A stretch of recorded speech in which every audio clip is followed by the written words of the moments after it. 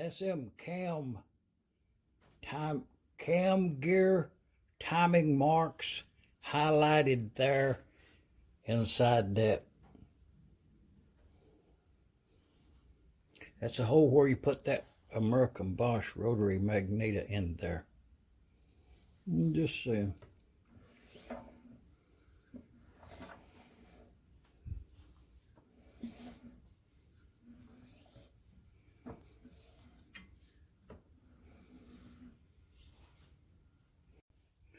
That little, y'all see that little thing up there?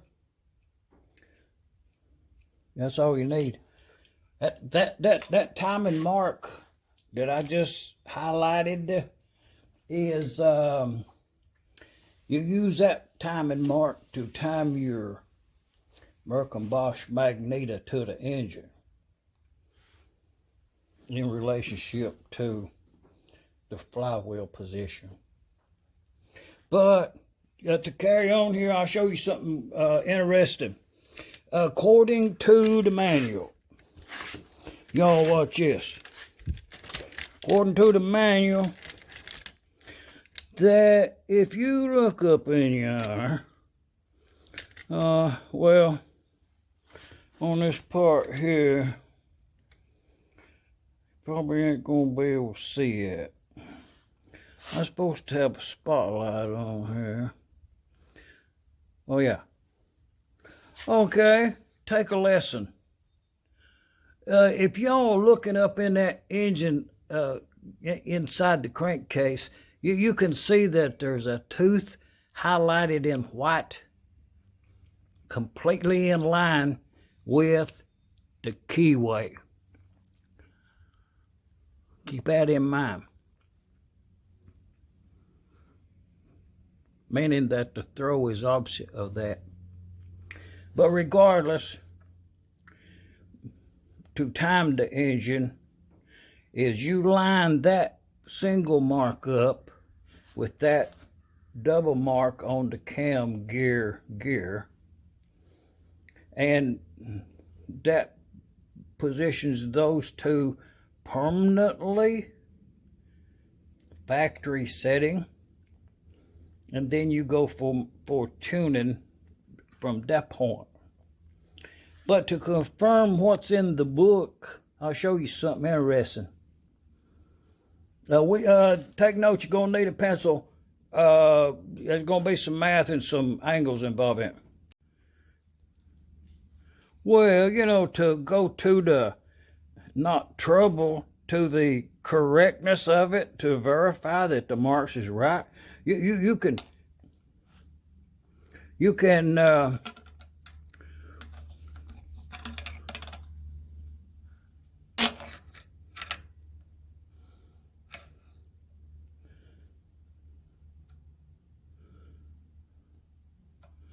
okay, when you get the angle right on that mirror in there, you can see in person that the marks lines up. So, you know, all I'm saying about that. Now that we know that's in line, let's go over and verify that the cam position's correct according to the book. And going by position there is, if you get the straight edge out to verify, the manual say, well,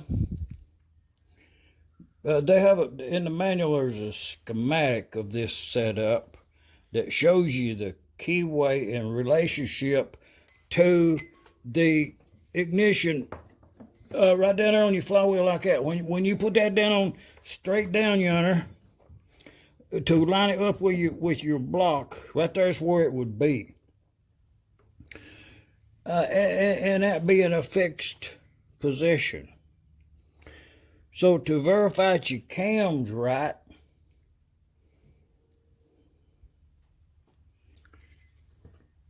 the center line of that cam shaft, the schematic shows a center line with that keyway crossways through yonder. that if you have an imaginary line going across there, it will be the same. It'll be the same on your crankshaft. I'll show you. On this crankshaft right here. If you pull this out, right there, okay, according to the book, from the top of this crankshaft should be a straight line with, if you rest it on the, I hope we can see this. Okay, if you rest it on your crankshaft, which is being that fixed point, and you go down yonder and you look at your camshaft, that's darn near perfect, without getting a dial indicator out. I'm gonna turn that in for grade right there. Take a picture of it. Well, that's about all I'll say about that. I'll tell you about engine prices. Real life, what you're going to be dealing with. Well, this is about the fourth engines that I have kept account on how much it costs to actually build the engine. Like, it was time back there, you had to wait to an engine show to find the part you need. Word of mouth. Gas Engine magazine, a good source for many years. But now the internet.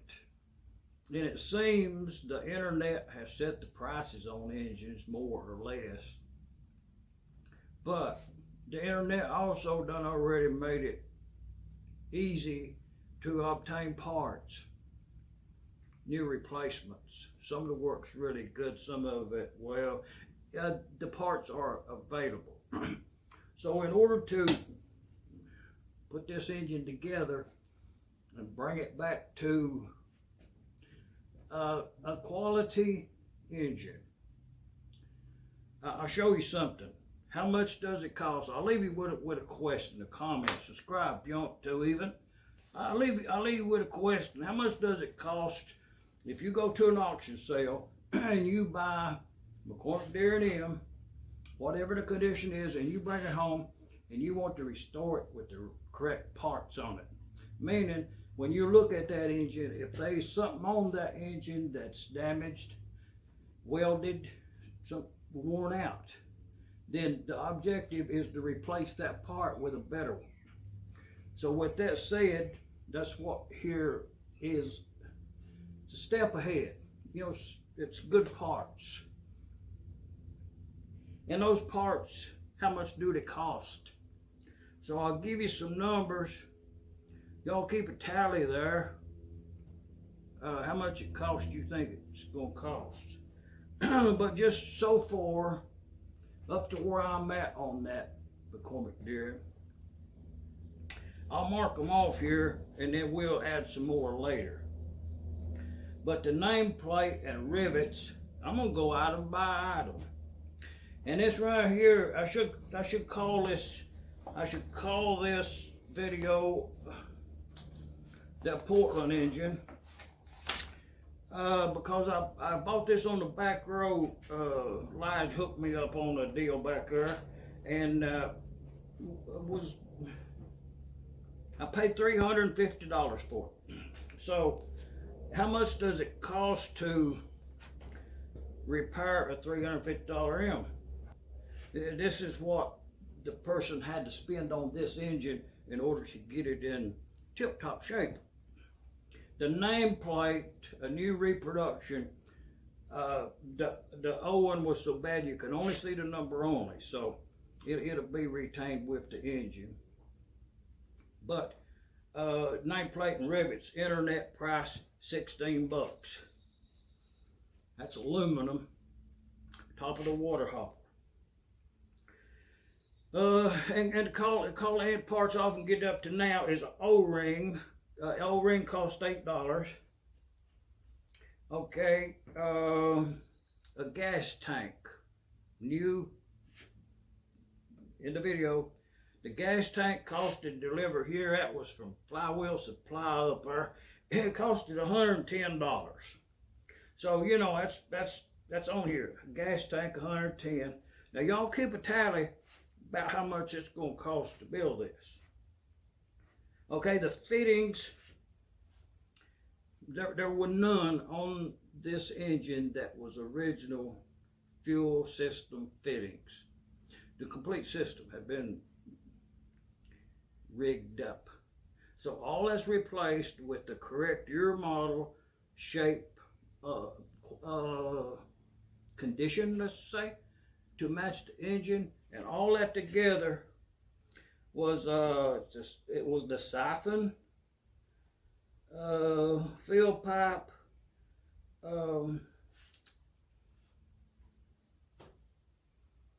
the mechanism, vent, all of that, the whole complete system, vent side, come out over yonder, the suction side, and fitting. All of that was $64.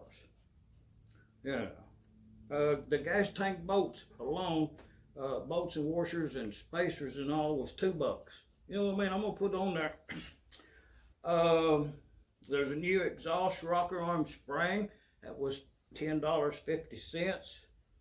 I got that from Flywheel Supply. You know, that's the price they are. You would have to pay that. A rocker arm, exhaust rocker arm on this engine was broken and welded, and it functioned, but it was nowhere near the condition to rate being on this engine if you had a better one. Well, I had a very good one, and it's on the engine. With the adjusted bolt and everything, and that's internet prices, $40. You know, that's a complete rocker arm, and it was ready to use. The head gasket, $10. That was new old stock. I bought that from Hit&Miss this one time. The rings, internet, was $38.50. Governor's fork on this engine was bent. It only one side of it worked. Well, it's cast iron, you know, and knowing from experience it's gonna break. So I done already laid in one that's really, really, really good, but the price of the internet was $45. I'm just saying. Goes on. Babbitt bearings, a complete set. Main bearings, rod bearings, really good, scraped, ready to use. That was $60 for the three, $20 a piece. That's not too bad. The crankshaft, one in it had a scar in it. I traded it for this crankshaft, which is, you know, it's 99% good. It's really good. And I allowed core charge on the other one. But anyway, the crankshaft ended up being $40 with the old crankshaft. So pencil that in. And there's some more stuff here, but let's take a break and tally this up. Enter a figure in there. Ain't no contest, nothing, just interesting. And we'll see how much it costs to build this engine. There's 2 more pages of this stuff. So, but we only started with a $350 engine, you know what I mean? Man. So, you know, if you start with a little better engine, it don't cost as much. Just saying. Not to be, I done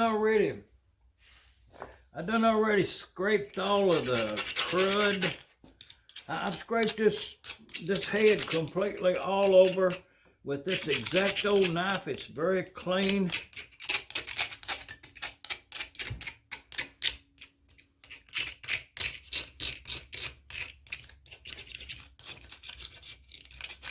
So I'll take it out there and I'll give that a wash down with some solvent, and I still have to get that spark plug out there. It's been broken off in there, and I'm gonna put this socket down in there and weld that, and then screw that out. But in the meantime, to bring us up to date where we are now is I've installed valve guides into this head. I put valve guides in there and fitted them to these two valves. That's a new intake valve and a new exhaust valve right there. And that's new springs and a replacement keeper. The whole setup. So governor works good, really good.